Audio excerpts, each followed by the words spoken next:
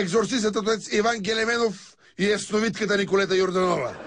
Обвинен от ясновидката, че е претупал курбан в жилищен блок с зачестили мистерии и самоубийства, отец Гелеменов поиска от Гала правото на отговор. Започна за това, че не си казал целите молитви. Защо? Нямаше време.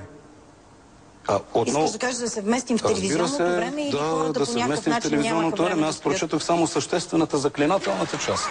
Да, но дяволът се крие в подробностите, отче Гелеменов. Това го знае всяка ясновидка. Пише в Библията да не пише, там са рецептите, т.е. самите ритуали. Да. Не разбираш, Николета, извинявай. Как да не разбирам, като с толкова много попове съм говорила? И това работи 30 години вече. Ти ли мене ще научиш на църковен ред? 30 години трудов стаж.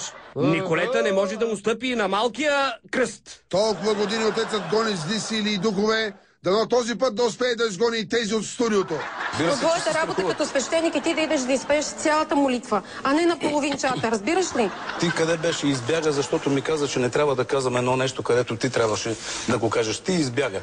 Дали избягала или в калаблъка е била прогонена като зълдух, за това историята мълчи. Отецът и гадателката обаче едва сега започват да говорят. Курбан се прави с агне. Тук пише коливо. Това е за кланото живот. Нашия поп в Червен бряг ми каза да коля петел. Години наред аз си правя курбан с петел. И то червен петел. Указано в Библията защо? Защото някои нямат възможност да си купят агне. Значи може и петел и указано в Библията. Тук що казваш не може, то трябва само с агне да бъде. Тук пише. Извинявай, ти си противоречиш не по това начин в момента. Не си противореча, защото тук не пише петел. Ето е книгата при Гала. А защо нашия поп ни каза петел? А по-добре ли щеше да ако ти беше казал кокошка? А защо нашия поп ни каза петел? Искам да знам, получи ли изяснение ти от Николета, защото за нещата, които са те обидели, с които не си съгласен. Не, защото тя нищо не разбира от църковна дейност. Нищо. В момента усещам неговата агресия, ако става на въпрос. То ако става на въпрос, и аз се усещам, без да съм ясновидец. Той естествено ще каже, не, аз не съм агресивен, за да може един вид да ме стъпче. Аз пък усещам силите, които витаят около тебе и те не са добри. Те са черни енергии. Това са вибрации, които той излъчва, аз ги усещам. Черни енергии, вибрации, излъчвания. Геро, това студио все повече взе да прилича на големия адронен колайдер. Така е, Румене. Всеки момент очаквам аз големият взрив.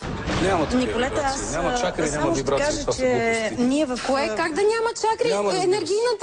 Енергийното поле на човек е от аура, от защитни средства, от чакри. Всяка една чакра ти дава на определените органи енергия. Как може така да говориш? Енергията идва от мозъка. От тук се ръководи медицината го е доказала от хиляди години. Не. Ама не, ти просто са в момента хората ти те гледат и ти се смеят. Май на Николета и избиха чакрите.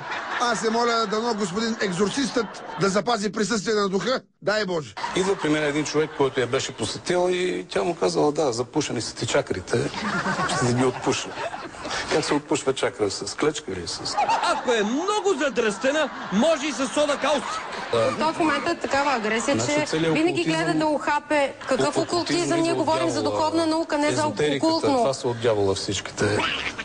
Духовната наука е оказана в църковните книги. Къде отиваш ти с твоите чакри, макри или кой знае какво? Руменчо, ти имаш ли макри? Как да нямам, Геро? А ти имаш ли маура? Никак. Ние не усещаш. Усетих я. Това са непримирими. Просто той в момента гледа да ме сдъвче от... Ами ти ме сдъвка преди да се появи в това студио зад гърба ми. Подло. Така ли беше? Като бяхме в колата. И той седеше отпред пред мен. Шофьорът тук ми натиска точки, за да може да ми смъкне половин час от главата. Не мога да ти кажа, не знам. Може ли аз да кажа? А самото начало си говорим силите, които идват отгоре, я тормозят. Аз отидох да си купя лекарство от аптеката, там по стълбичките в твоя град, защото ме заболя главата. Да. И си сменихме си местата, защото мозъка ми щеше да се пръсне. Гледаме най-новия блокбастер. Гадателката срещу екзорциста. Презареждане. Светът вече няма да бъде същият. Боже, вие двамата ще трябва много далече, като сте в един екип, да ви държиме много далече, защото аз пак казвам, вие сте на различни брегове. По всичко личи, че между отец Гелеменов и Николета може да избухне всичко, но не и дружба.